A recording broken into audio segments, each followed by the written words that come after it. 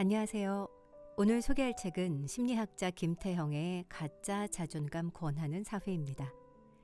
저자는 심리학 이론을 현실에 반영해 병든 사회와 그 안에서 살아가는 사람들의 마음을 분석하고 있는 연구자입니다. 저서로는 불안 증폭 사회, 트라우마 한국 사회, 누구에게나 어린 시절의 상처가 있다, 감정의 안쪽 등이 있습니다. 목차입니다. 1부 21세기 대한민국에서 산다는 것. 2부 누구의 자존감도 지켜주지 못하는 사회. 3부 가짜 자존감과 진짜 자존감. 4부 진짜 자존감은 타인을 볼 줄 아는 것이다. 오늘 낭독할 부분은 각 장마다 기록한 심리학자의 자존감 노트입니다. 인간의 가치, 그리고 나의 가치는 어디에서 비롯되는가? 나의 가치란 곧 인간의 가치이다. 나는 인간이므로 인간의 가치를 평가하는 기준과 나의 가치를 평가하는 기준이 다를 수는 없다. 물론 인간의 가치를 평가하는 보편 타당한 기준 외에도 나의 가치를 평가하는 기준들이 다소 가감될 수는 있겠지만 나의 가치를 판단하는 기준이 인간의 가치를 판단하는 기준을 크게 벗어날 수는 없다. 가치가 과연 무엇이고 그것이 어떻게 결정되는지를 쉽게 이해하기 위해 상품의 가치에 대해 먼저 살펴보기로 하자. 상품의 가치란 사용 가치, 즉 쓸모에 의해 결정된다. 어떤 상품이 나에게 쓸모가 있으면 가치가 있고 쓸모가 없으면 가치가 없다. 요리사에게 식칼의 쓸모란 재료를 얼마나 잘 자르느냐에 달려있다. 재료를 잘 자를 수 있는 식칼은 요리사에게 가치가 있지만 그렇지 않은 칼은 가치가 없다. 그렇다면 사람의 가치 역시 쓸모에 의해 결정되는가? 이론적으로는 그렇다고 할 수 있다. 다만 상품은 누군가의 소유물이 될 수 있지만 사람은 그렇지가 않다는 중요한 차이가 있다. 식칼은 요리사의 소유물이므로 그 식칼이 요리사에게 쓸모가 있느냐 없느냐를 따질 수 있지만 사람은 누구의 소유물도 될 수 없으므로 누군가에게 쓸모가 있느냐 없느냐를 따질 수가 없고 따져서도 안 된다. 사람의 쓸모는 오직 공동체 혹은 사회를 기준으로 따질 수 있다. 즉 어떤 사람이 사회에 도움이 되는 존재라면 그는 쓸모가 있는 사람이고 사회에 해가 되는 존재라면 쓸모가 없는 사람이라는 식으로 구분할 수 있는 것이다. 이런 점에서 사람의 가치란 곧 사회적 가치라고 할 수 있다. 인류는 전통적으로 사회에 얼마나 기여하는가를 기준으로 사람의 가치를 평가해왔다. 오늘날의 한국에서도 국민들이 거짓말을 밥 먹듯이 하고 부정부패가 심한 정치인의 가치를 아주 낮게 평가하는 것은 그가 아무짝에도 쓸모가 없는, 사회에 도움은커녕 해만 되는 사람이라고 판단하기 때문 아닌가. 가치를 결정하는 기준을 어디에 두고 있나? 사람의 가치가 사회적 쓸모에 의해 평가될 경우에는 사회를 위해 많은 일을 할수록 자존감이 높아진다. 사람이 타인을 돕거나 사회에 기여할 때 보람과 기쁨을 체험하는 것은 이 때문이다. 이와 관련해 심리학자 토마스 펠레는 다음과 같이 말했다. 사람들은 자신이 다른 사람에게 도움이 되었다고 느껴질 때 흐뭇한 기분이 든다. 다른 사람이 자신의 행동을 알아봐 주거나 인정해 주면 더욱 뿌듯해지지만 설령 그렇지 않다 하더라도 어느 정도는 자신을 대견하게 생각한다. 그런데 현대인들은 이런 시도를 아예 할 생각이 없는 것 같다. 그렇다 보니 자연스러운 자존감 강화제를 접할 기회마저 잃고 있다. 인류 역사에서 사람들을 사회적으로 쓸모있는 인간이 되도록 이끌어주며 사람의 가치를 판정하는 기준으로 널리 통용되었던 것은 도덕이었다. 도덕규범이란 본질적으로 개인의 이익이 아닌 공동체의 이익을 앞세우는 것과 관련이 있다. 위험에 처한 사람을 조건 없이 도와줘야 한다는 도덕규범은 개인의 견지에서 보면 이익이 되지 않을 뿐만 아니라 오히려 손해일 가능성이 높다.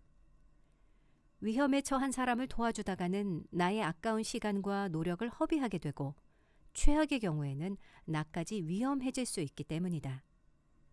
그러나 사회적 견지에서 보면 타인을 조건 없이 도와주는 사회는 그렇지 않은 사회보다 훨씬 더 건강하고 지속 가능하다. 즉 대부분의 도덕 규범은 개인에게는 눈에 보이는 이익이 없을지 몰라도 사회에는 장기적으로 이익이 된다는 것이다. 그렇다면 도덕 규범을 지키는 것이 개인들에게 그저 손해가 되는 일일까? 단기적으로나 짧은 시각으로 보면 그렇다고 말할 수 있을지도 모르지만 실제로는 그렇지가 않다. 도덕 규범의 준수는 사회뿐만 아니라 궁극적으로는 개인들에게도 이익이 된다. 모든 사람들이 자기 이익만 앞세우느라 도덕 규범을 지키지 않으면 사회가 엉망진창이 되는데 그 피해는 고스란히 개인에게 돌아갈 수밖에 없기 때문이다. 예전에는 사람의 가치를 판단하는 일이 오늘날에 비해 비교적 단순했다. 대체로 인간성이나 도덕성 등이 사람의 가치를 판단하는 기준으로 통용되었기 때문이다. 오늘날 한국 사회에서 사람의 가치를 예전처럼 사회적 쓸모 혹은 도덕성으로 평가한다면 자존감 문제가 아예 제기되지 않았을 가능성이 높다. 그런데 사실 절대 다수의 한국인이 여전히 사회에 기여하면서 살아간다. 노동자는 사회에 필요한 물건과 서비스를 생산하고 농민은 사회에 필요한 먹거리를 생산한다. 어용이나 가짜를 제외하면 지식인과 예술인 역시 사회에 필요한 지식과 문화를 생산한다. 따라서 절대 다수의 한국인은 사회적 쓸모가 있는, 가치 있는 사람임이 분명하므로 자존감을 가져야 마땅하다. 그런데 왜 이토록 많은 이들이 자존감 문제를 겪는 것일까? 그것은 오늘날의 한국 사회가 사람의 가치를 사회적 쓸모가 아닌 비정상적인 혹은 잘못된 기준으로 평가하고 있기 때문이다. 만일 사람의 가치가 사회적 쓸모가 아닌 돈으로 평가된다면 사회에 도움이 되는 생산적인 활동을 하는 사람일지라도 가난하다는 이유로 정당한 사회적 평가를 받지 못할 것이다. 이런 경우 개인의 자존감이 손상될 가능성은 높을 수밖에 없다. 자존감이란 무엇일까? 자존감에 대한 정의는 심리학자들에 따라 차이가 있다. 대다수가 자존감이 중요하다는 사실에는 동의하지만 저마다 자존감을 다른 의미로 정의하고 사용한다. 이것은 자존감 연구 분야에서 제기되는 주요한 걸림돌 가운데 하나이다. 자존감의 개념에 대한 심리학자들의 의견 차이나 논쟁을 모두 다루는 것은 이 책의 범위를 벗어날 것이다. 따라서 여기에서는 내가 정의하는 자존감의 개념을 소개하고 이를 설명하기 위한 목적에서 몇몇 심리학자의 의견만을 소개하기로 한다. 한마디로 정의하자면 자존감은 자신의 가치에 대한 평가에 기초하여 스스로를 존중하는 마음이다. 이 개념을 좀 더 자세히 들여다보면 자존감이 무엇인지 정확히 이해할 수 있을 것이다. 자기 개념은 나의 심리에 어떤 영향을 미치는가? 우리는 누군가를 만나는 순간은 물론이고 헤어진 후에도 상대의 모습을 머릿속에 떠올릴 수 있다. 즉 누군가를 만나고 나면 그의 표상을 머릿속에 간직한다. 예를 들어 둥글둥글한 웃는 얼굴이나 오뚜기 같은 몸통 같은 이미지를 떠올리는 것이다. 이런 단순한 표상도 나의 심리와 행동, 특히 그에 대한 나의 심리와 행동에 이런저런 영향을 미칠 수 있다. 누군가와 장기간 관계를 맺을 경우 그에 대한 인식은 단순한 표상의 수준을 넘어서서 개념화된다. 전형적인 군인, 지사형의 지식인, 간교한 사기꾼 등을 예로 들 수 있다. 일단 누군가에 대해 개념이 형성되면 그것은 나의 심리와 행동에 큰 영향을 미친다. 사람은 타인뿐만 아니라 자기 자신에 대해서도 개념화를 할 수 있다. 물론 갓난아기 때만 해도 자기에 대한 인식은 이런저런 표상의 수준에 머문다. 그러나 시간이 지나면서 나에 대한 표상은 점차 개념화되는데 이것이 바로 자기 개념이다. 일단 자기 개념이 만들어지면 그것은 사람의 심리와 행동에 지속적으로 영향을 미친다.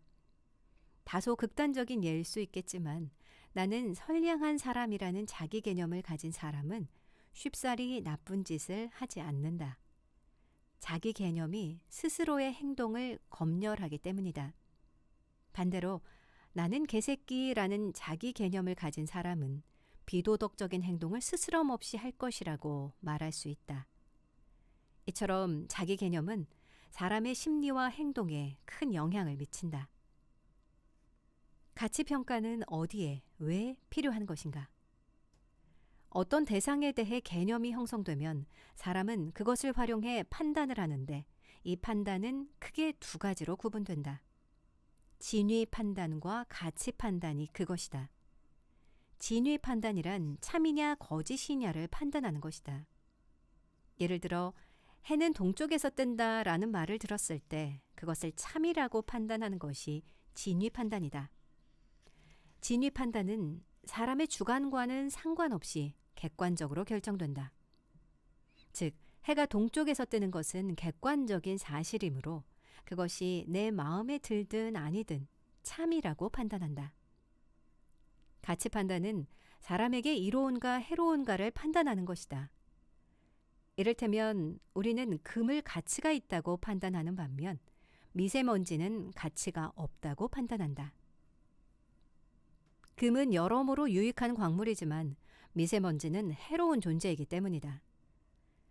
이렇듯 가치 판단은 사람 중심적인 판단이라 할 수 있다. 진위 판단과 가치 판단은 둘 다 중요하다. 그러나 우리에게 더 중요한 의미가 있는 것은 가치 판단이라 할 수 있다. 나에게 이로운가 해로운가를 정확히 판단하는 것은 무엇보다 생존에 도움이 되기 때문이다. 독사가 나에게 이롭다고 판단해서 손으로 쓰다듬다가는 죽을 수도 있지 않은가.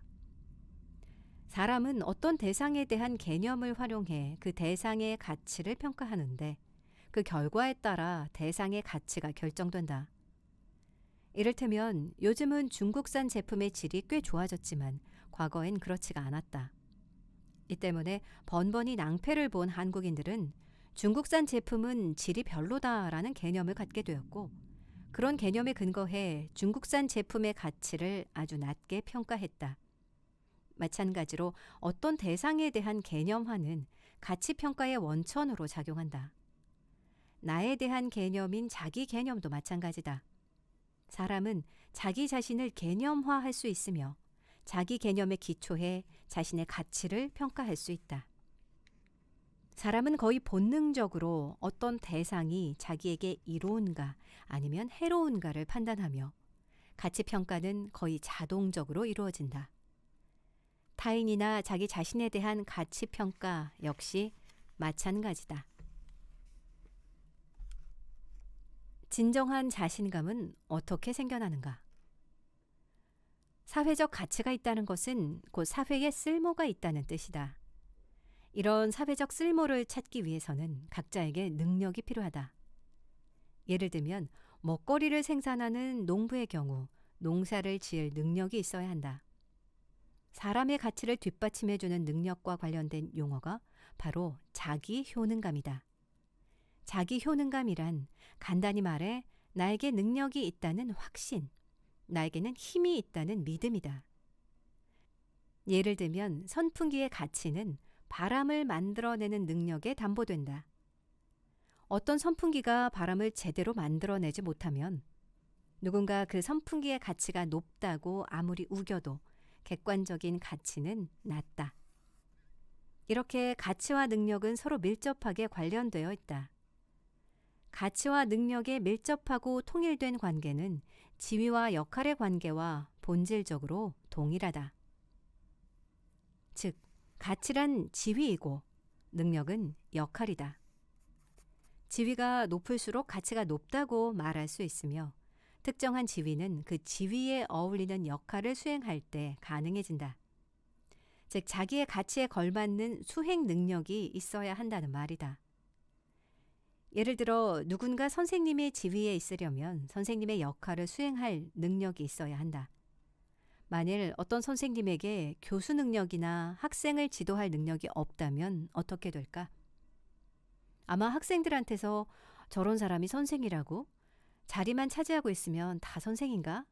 이런 비판을 받게 될 것이다. 역할 수행이 뒷받침되지 않으면 지위 유지가 불가능하듯 능력이 뒷받침되지 않으면 가치 생성 역시 불가능하다. 따라서 가치 평가에는 필연적으로 사회에 도움이 되는 활동 능력이 있는지 여부가 포함된다. 지위와 역할, 가치와 능력은 밀접하게 연결되어 있기 때문에 사람의 가치 평가에는 그의 능력에 대한 평가가 반드시 포함된다. 자존감과 관련된 가치 평가에서 이 점에 주목했던 심리학자는 너세니얼 브랜든이다. 그는 1960년대 출간된 자존감의 심리학에서 이전 시기 학자들의 의견을 종합해 자존감이 가치와 능력의 두 가지 요소로 구성된다고 주장했다. 그에 따르면 자기 가치에 대한 믿음은 자기 존중을 가져오고 자기 능력에 대한 믿음인 자기 효능감은 자기 신뢰를 가져온다. 사람의 가치와 능력은 분리될 수 없으며 서로 상호작용하여 자존감을 상승시킨다는 브랜든의 주장은 훗날 학자들에게 큰 영향을 미쳤다. 능력이 부족하거나 결여되면 자신이 사회에 도움이 되는 일 혹은 사회가 높이 평가하는 일을 해낼 수 있다고 믿기 힘들다. 아무리 사회에 쓸모있는 사람이 되고 싶다 하더라도 자기한테 그럴 능력이 없다고 믿으면 자신의 가치를 높이 평가할 수 없는 것은 당연하다. 자기 능력에 대한 믿음은 자기 신뢰, 즉 자신감과 직결된다. 모든 이가 모든 능력을 갖출 필요는 없다. 내가 나의 능력에 대해 확신을 가지려면 나에게 무엇보다 구체적인 능력이 필요하다. 군인의 사회적 가치와 예술가의 사회적 가치를 서로 저울질할 수 있을까? 물론 사회에 기여하는 정도, 사회적 쓸모를 기준으로 둘의 가치를 비교할 수는 있겠지만 무조건 군인이 예술가보다 사회적 가치가 더 높다고 말할 수는 없을 것이다. 서로 다른 분야에서 다른 방식으로 사회에 기여하기 때문이다. 이것은 군인의 가치를 담보하는 사회적 능력과 예술가의 가치를 담보하는 사회적 능력이 다를 수밖에 없음을 의미한다. 악기 연주 능력이 없다고 해서 어떤 군인의 가치가 낮다고 말할 수는 절대 없다는 것이다. 즉, 군인에게는 군인의 가치를 뒷받침해주는 능력이 필요하고 예술가에게는 예술가의 가치를 뒷받침해주는 능력이 필요한 것이지 팔방미인 같은 능력을 가져야만 가치 있는 사람이 되는 것이 아니라는 말이다. 사람의 가치는 기본적으로 각자의 능력에 의해 담보되지만 모든 사람이 다 갖추어야 할 보편적인 사회적 능력도 있다. 바로 대인관계 능력이다. 사회생활은 대인관계를 통해서만 가능하다. 대인관계의 능력이 부족하면 심리적으로 위축되고 활동이 전반적으로 제한되어 궁극적으로 삶에서 고전할 가능성이 커진다. 따라서 누구에게나 필요한 보편적인 능력인 대인관계 능력에 문제가 있으면 자기 효능감을 갖기 힘들고 그 결과 자신의 가치를 의심할 가능성이 매우 높다. 한마디로 대인관계 능력의 결함은 자존감 손상으로 직결될 가능성이 크다는 것이다. 사람은 자신이 보유하고 있는 지식이나 기술, 기능 등으로 사회에 기여할 수 있을 때 비로소 자신의 가치 있는 존재로 여길 수 있다. 안면기형으로 고통받는 아동들을 상대로 한 연구에 의하면 그 아이들의 건강한 사회 정서적 적응의 가장 중요한 예측 변수는 한 가지라도 가치 있는 기술이나 능력을 보유하는 것이었다. 자신에게 사회 활동을 하는데 필요한 구체적인 능력이 있다는 믿음, 그리고 대인관계의 능력이 있다는 믿음이 중요한 만큼 반복적인 성취의 경험도 중요하다. 특히 어린 시절의 성취 경험은 자신감 혹은 자기 효능감의 기초로 작용한다. 어려서부터 반복적으로 성취를 경험했던 사람은 현재의 능력이 다소 부족한 경우에도 자신감이나 자기 효능감이 강한 편이다. 반면 현재 상당히 우수한 기술 기능을 지니고 있다 하더라도 과거의 성취 경험이 적은 경우 자신감이나 자기 효능감이 부족할 수 있다. 상당수의 심리학자들이 어렸을 때 자신의 힘으로 무엇인가를 성취해 본 경험이 꼭 필요하다고 강조하는 것은 이와 관련이 있다. 자존감이 맞을까, 자존심이 맞을까? 한국어의 사용법을 기준으로 말하면 자존감은 자기를 존중하는 감정이라고 해야 한다. 통상적으로 한국어에서는 지식, 동기, 감정 등이 복합되어 있는 마음을 지칭할 때 끝에 심을 붙이고 감정을 지칭할 때에는 끝에 감을 붙이기 때문이다.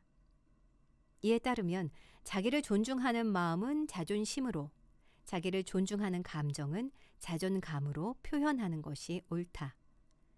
즉, 자기 개념에 기초한 자기 가치에 대한 평가라는 지식적 측면과 자기에 대한 태도에 기초한 감정이라는 감정적 측면을 모두 포함하는 개념으로는 자존감보다 자존심이 더 적합하다는 것이다. 그러나 예전부터 심리학 분야에서는 셀프 이스트림을 자존감으로 번역해 사용해왔고 그것이 대중화되었기 때문에 이 책에서는 편의상 자신의 가치에 대한 평가에 기초해 스스로를 존중하는 마음을 자존심이 아니라 자존감으로 지칭할 것이다. 자존감의 양과 질은 어떻게 측정하는가? 자존감과 관련된 논쟁 가운데 하나는 자존감의 양과 질이다. 앞서 나는 자존감의 정도를 표현할 때 낮은 자존감, 높은 자존감이라는 단어를 사용했다. 자존감은 양과 관련된 것이며 오르락내리락 할 수 있다고 믿는 심리학자들은 자존감을 아주 낮다, 조금 낮다, 낮다, 보통이다, 조금 높다, 아주 높다 등으로 표현하기도 하고 0점부터 10점까지의 점수로 측정하기도 한다. 반면 자존감이 양보다는 질과 관련된 것이라고 주장하는 심리학자들도 있다. 예를 들면 심리학자 알리스터 맥그레스는 자존감을 질적인 측면에서 다루는 것이 더 유익할 수 있다고 제안한다. 자존감은 양이 아닌 질의 차원에서 생각해야 한다. 자존감은 이분법적 개념으로 온전한 것 아니면 손상된 것으로 보는 것이 더 유익할 수 있다. 자존감의 질을 더 중시하는 심리학자들은 뭐 아니면 도식으로 자존감이 있으면 있는 것이고 없으면 없는 것이지 자존감의 양은 그다지 중요하지 않다고 주장하기도 한다. 모든 사물 현상은 양적인 측면과 질적인 측면을 가지고 있는데 자존감이라고 해서 예외는 아니다. 양과 질은 양질 전화의 관계에 있다. 쉽게 말해 양이 증감하면 질이 바뀌는 관계에 있는데 이를 변증법 철학에서 양질 전화의 법칙이라고 한다. 액체인 물을 끓이면 온도가 계속 올라간다. 그러다가 100도가 되면 물은 기체 상태로 바뀌기 시작한다. 질이 변하는 것이다. 이처럼 양이 일정한 임계점 혹은 한계를 넘어서면 질이 달라지며 자존감도 마찬가지라고 생각하는 것이 합리적일 것 같다. 예를 들면 자존감의 양을 0부터 10까지의 점수로 표시할 때 5점 이하는 자존감이 있다 하더라도 재구시를 못하기 때문에 자존감이 없다로 5점 이상은 자존감이 제 몫을 하기 시작하므로 자존감이 있다는 식으로 간주하는 것이다. 중요한 것은 자존감에도 양과 질이 있고 이 두 가지가 밀접하게 연관되어 있음을 기억하는 것이다. 현재 나는 자존감이 높다, 자존감이 있다, 자존감이 낮다, 자존감이 없다의 4가지 정도로 구분하면 되지 않을까 생각한다. 자존감은 유동적인가 고정불변인가? 자존감은 유동적으로 변화하는 것일까 아니면 상대적으로 고정불변하는 것일까? 모든 심리 상태가 변화하듯이 자존감의 수준도 필연적으로 오르내리며 변화를 거듭한다는 말처럼 자존감은 영원 불변하는 것이 아니라 변화할 수 있다. 일부 성급한 심리학자들은 자존감이 8세를 전후해 결정되고 그 이후에는 거의 변하지 않는다고 주장한다. 예를 들면 심리학자 하터는 5에서 8세 사이에 자존감이 뚜렷하게 자리 잡는다고 주장했다. 8세서를 지지하는 심리학자들은 8세 이전에 자존감이 거의 형성되고 그 이후에는 약간의 변화가 있을 뿐 이때 형성된 자존감은 거의 변하지 않는다고 이야기한다. 반면 브랜든 같은 심리학자는 자존감이 유년기에 거의 결정된다는 주장에 반대하면서 다음과 같이 말했다. 자존감의 수준은 유년기에 완전히 결정되는 것이 아니다. 어른으로 성장하는 동안 자존감은 성장하거나 퇴보할 수 있다. 자존감을 탄탄하게 만든 선택이 있는가 하면 자존감을 무너뜨린 선택도 있었다. 이런 견해 차이는 기본적으로 8세 무렵에 형성되는 자존감을 온전한 자존감으로 볼 것인가 아닌가의 차이에서 비롯된다.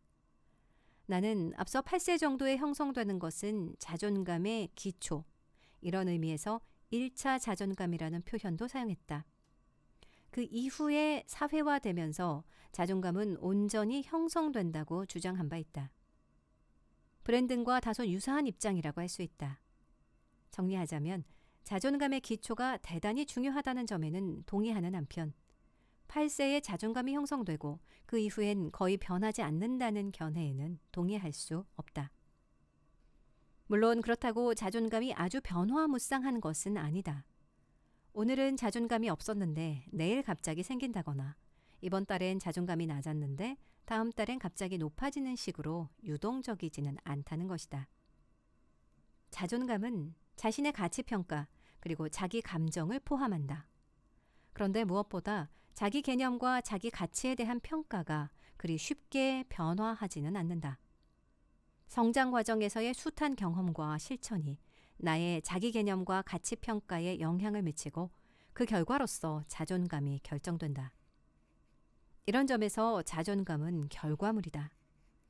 즉 내면에서 비롯한 실천의 결과물이므로 우리는 자신의 자존감은 물론이고 타인의 자존감도 직접 곧장 변화시킬 수는 없다는 견해는 타당하다. 나는 못생겼다라는 자기 개념은 하루아침에 만들어지지 않는다.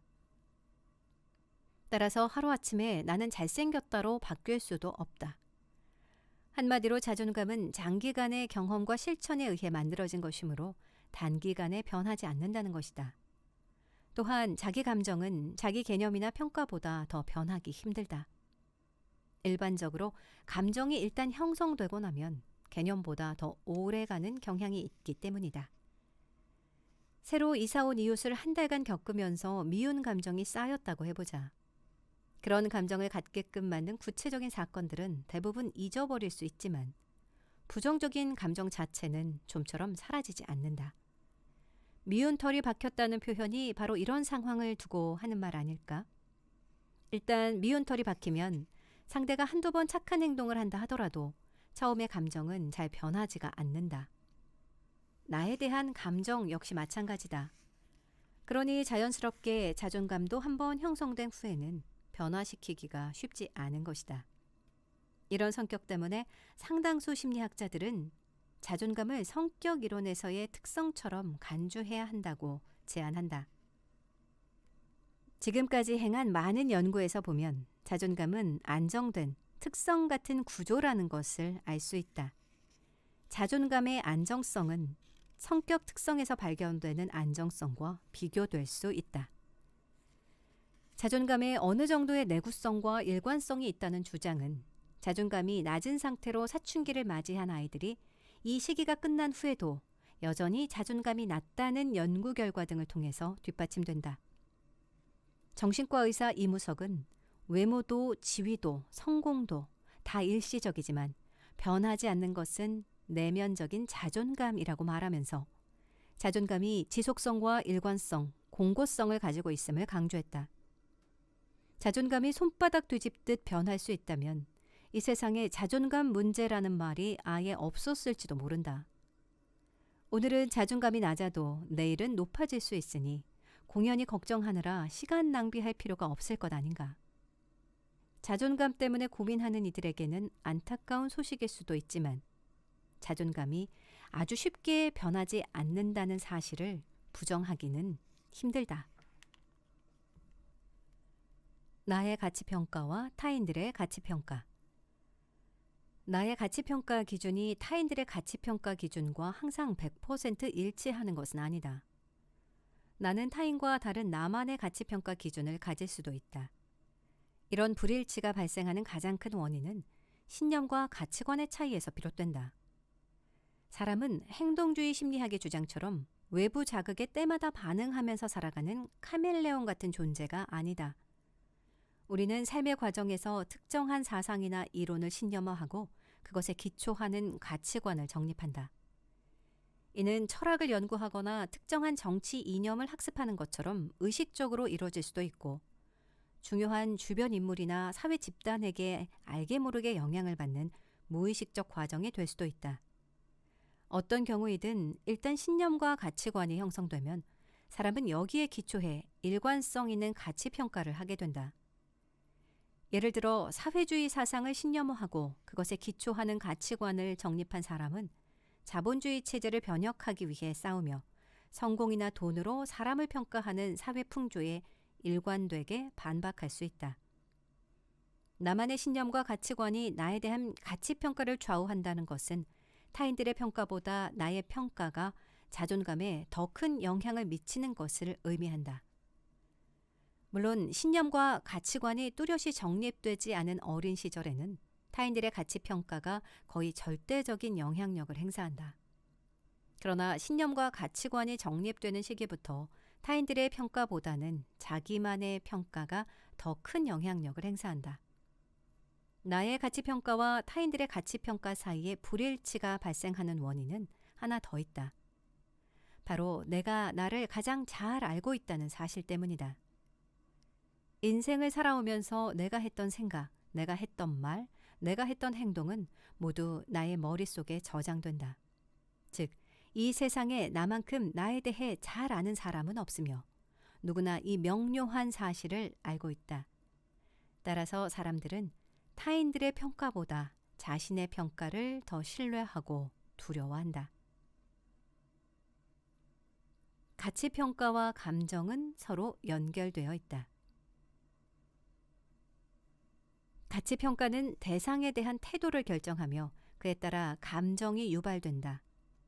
태도란 간단히 말해 어떤 대상이 좋다 혹은 싫다로 나뉘는 마음의 입장이라고 정의할 수 있다. 여기서 대상에는 이념이나 생각, 사물, 타인 등 모든 것이 포함될 수 있다. 반면 마음의 입장은 기본적으로 좋다, 싫다에 대한 평가와 관련된 한 가지 차원으로 집약된다. 흔히 태도 검사지들의 답변 문항을 보면 대체로 매우 좋다, 좋다, 보통이다, 싫다, 매우 싫다와 같이 구성되어 있다. 이런 문항을 통해서도 알 수 있듯이 태도 검사는 좋다, 싫다를 측정하는 것이 기본이다. 앞에서 가치란 나에게 이로운가 해로운가에 대한 판단에 의해 결정된다고 언급한 바 있다. 어떤 대상의 가치가 높다는 것은 나에게 이롭다는 것이고 가치가 낮다는 것은 나에게 해롭다는 것을 의미한다. 사람은 자신에게 이로운 것은 좋아하지만 자신에게 해로운 것은 싫어한다. 따라서 가치가 높은 대상에 대해서는 좋다는 태도를, 가치가 낮은 대상에 대해서는 싫다는 태도를 갖게 된다. 한마디로 가치평가는 필연적으로 태도를 유발한다는 뜻이다. 태도는 감정 형성의 기초가 된다. 감정은 태도의 기초에 형성되는 주관적 체험이기 때문이다. 어떤 대상에 대해 태도가 정해지면 긍정적인 혹은 부정적인 감정 반응이 나온다. 이것은 그 대상에 대한 호의적 혹은 비호의적 반응이나 행동으로 이어진다. 이를테면 개를 데리고 산책하다 보면 개에 대한 태도에 따라 각기 다른 감정 반응이 유발되는 현상을 금방 관찰할 수 있다. 개라는 대상에 좋다라는 태도를 가진 사람은 멀리서 개의 모습만 봐도 얼굴에 미소가 번지며 반갑게 인사를 건네기도 한다. 반면 싫다는 태도를 가진 사람은 긴장되어 표정이 굳어지고 개를 피해간다. 이를 도식화하면 다음과 같다. 가치평가. 가치가 높다, 나에게 이롭다, 좋다라는 태도, 긍정적 감정. 가치가 낮다, 나에게 해롭다, 싫다라는 태도, 부정적 감정. 마찬가지로 나의 가치에 대한 평가 결과에 따라 나에 대한 태도가 결정되고 그에 따라 나에 대한 감정 반응이 유발된다. 스스로를 가치 있는 사람이라고 평가하면 나에 대해 좋다는 태도를 갖고 긍정적인 감정을 체험하게 된다. 반대로 스스로를 가치 없는 사람이라고 평가하면 나에 대해 싫다는 태도를 갖고 부정적인 감정을 체험하게 된다. 이렇듯 자존감에는 나의 자기 개념과 가치에 대한 평가만이 아니라 그것에서 비롯되는 나에 대한 감정이 포함되어 있다. 이에 대해 최초로 언급한 심리학자는 윌리엄 제임스이다. 그는 일찍이 1890년에 자존감의 본질에 관해 설명하면서 다음과 같은 세 가지 중요 사항을 강조했다. 자존감은 자신에 대한 가치 판단에 의존한다. 자기 개념과 그에 대한 가치 판단은 다른 사람들의 관점과 밀접하게 연관된다. 인정이든 비난이든 가치 판단에는 감정적 반응이 수반된다. 일부 한계가 있기는 하지만 제임스의 이론은 자존감 연구에 중요한 공헌을 했다.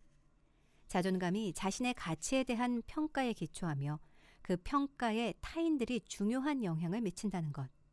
가치 평가가 필연적으로 유발하는 감정 반응이 자존감에 포함된다는 그의 견해는 현재까지도 유효하다.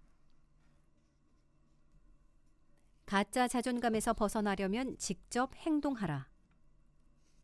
미국에서는 이미 1980년대부터 자존감 열풍이 온 사회를 휩쓸었다. 그것이 어느 정도였는지는 당시 캘리포니아주가 자존감 향상을 위한 캘리포니아주 특별대책본부를 만들어 주정부 차원에서 자존감 향상 프로젝트를 실시했던 사례만 봐도 알 수가 있다. 이 대책본부는 캘리포니아 주민들의 자존감을 향상시키기 위해 3년이라는 시간과 73만 5천 달러라는 막대한 예산을 투자했다. 그래서 캘리포니아 주민들의 자존감이 높아졌을까? 그런 결과를 보여주는 증거는 전혀 없다. 1980년대 이후부터 미국의 각 학교들에서는 자존감 향상을 위한 모임이 만들어졌고 자존감 향상을 위한 집단 프로그램이 도입됐다. 이런 모임이나 집단 프로그램이 아이들의 자존감을 높여주었을까? 안타깝게도 별 효과가 없었다. 거창한 자존감 열풍이 초래한 결과만을 낳아서였겠지만 심리학자 윌리엄 데이먼은 현실 세계를 무시한 전형적인 자존감 프로그램이 제공하는 것은 신기루에 불과하여 아이들이 이를 통해 찾을 수 있는 것은 아무것도 없다고 혹평하기도 했다. 미국의 경우 일찍이 1980년대부터 자존감 운동이 전개되어 자존감의 중요성이 대중적으로 널리 알려졌고 자존감을 향상시키는 프로그램이 폭넓게 도입되었으며 자존감을 중시하는 심리치료도 꾸준히 실시되었다. 이쯤 되면 오늘날 미국인들의 자존감이 한참은 높아졌어야 할 것 같은데 트럼프를 대통령으로 뽑은 것이나 빈번한 총기 사고만 보더라도 그들의 자존감이 별로 높아진 것 같지는 않다. 나는 어린 시절의 상처를 치유하는 것의 중요성을 부정하지는 않지만 그것만으로는 절대로 자존감 문제를 해결할 수 없다고 생각한다. 자존감은 사회의 현실과 불가분의 관계로 연결되어 있다. 따라서 주관적 내면 세계를 조작하거나 어루만지는 것만으로는 절대로 자존감이 높아지지 않는다. 인간을 공정한 기준으로 평가하는 정의로운 사회가 전제되어 있지 않다면 자존감도 없다. 병든 한국 사회가 급진적인 변혁을 이루지 못하는 이상 낮은 자존감으로 인한 한국인들의 고통은 거의 줄어들지 않을 것이다. 한국에서도 과거의 미국처럼 자존감에 대한 관심이 고조되고 있지만 자존감을 높이는 문제를 사회 변혁과 연결시켜 이해하고 추진하지 못한다면 결국 지금의 미국 같은 꼴이 될지도 모른다. 독재자 박근혜를 끌어내린 촛불 항쟁만 보더라도 아직까지는 한국인들의 자존감이 미국인들보다는 낮다고 평가할 수 있다. 그러나 자존감 문제를 해결하려는 한국인들의 노력이 사회 변혁을 위한 실천과 일치되지 못한다면 아무 소용이 없다. 오히려 자존감에 대한 높은 관심이 자존감을 더 떨어뜨리는 결과로 이어질 뿐 아니라 사회 변혁을 위한 실천을 방해할 수도 있다는 것을 명심해야 한다. 문제를 마주하는 용기를 내는 법. 한국인들의 자존감을 무참히 파괴하고 불행한 삶으로 떠밀고 있는 근본적인 원인은 병든 사회에 있다. 따라서 사람을 정당한 기준으로 평가하지 못하도록 강요하며 자존감 문제 해결을 근본적으로 차단하는 한국 사회를 변혁하려는 노력이 우선되어야 한다. 올바른 신념과 가치관을 확립하고 그것을 공유하는 집단에 소속되었다 하더라도 세상을 바꾸기 위해 아무런 행동이나 실천을 하지 않는다면 결과적으로 자존감의 손상을 피할 수 없다. 이를테면 누군가 나에게 계속 폭력을 휘둘러 자존감이 손상되고 있는데 그에게 저항하지 않고 계속 학대당하는 상태에서 마음 수양을 한들 자존감이 회복될 리 없지 않은가. 미국 드라마 시리즈 워킹 데드에는 아버지에게 학대당하는 두 형제가 나온다. 어느 날 형은 홀로 가출해 아버지에게서 벗어난다. 그러나 그는 계속 자기를 혐오한다. 동생을 집에 남겨두고 혼자만 도망쳐 나온 스스로를 용서할 수도 사랑할 수도 없기 때문이다. 적진에서 위험에 빠진 전우들을 놔두고 자기 혼자 도망쳐 나온 병사는 스스로를 사랑하고 존중할 수 있을까? 이 일이 있기 전에는 그의 자존감이 높았다 하더라도 그의 자기 개념과 자기 가치에 대한 평가가 온전하게 유지되는 것은 불가능하다. 고대 로마 제국에서 검투 노예였던 스파르타쿠스가 반란을 일으켰을 때 그의 동료들은 로마 제국의 통치가 미치지 않는 먼 곳으로 도망가 자유롭게 살자고 권유했다. 스파르타쿠스는 충분히 그렇게 할 수도 있었다. 그러나 그는 동료들의 제안을 거절하고 노예 해방을 위해 싸우다 전사하는 길을 선택했다. 그는 알고 있었던 것이다. 불의한 세상에서 도망치면 누구보다 자신이 자신을 미워하게 되리라는 것을. 잘못을 보고도 외면하거나 아무 실천도 하지 않으면 자기 개념은 악화되기 마련이다. 예를 들면 나는 비겁한 사람이야. 나는 현실 도피자야 라는 자기 개념이 만들어질 수 있다. 또한 불의를 보고 아무것도 실천하지 않으면 자신의 가치를 높이 평가할 수가 없다. 병적인 사회, 불의한 사회만큼 인간의 존엄성을 심각하게 유린하는 것은 없다. 따라서 나 하나만이 아니라 전체 공동체에 위해를 가하고 있는 사회 악을 타파하거나 개혁하기 위한 실천은 최상의 사회적 가치를 가진다.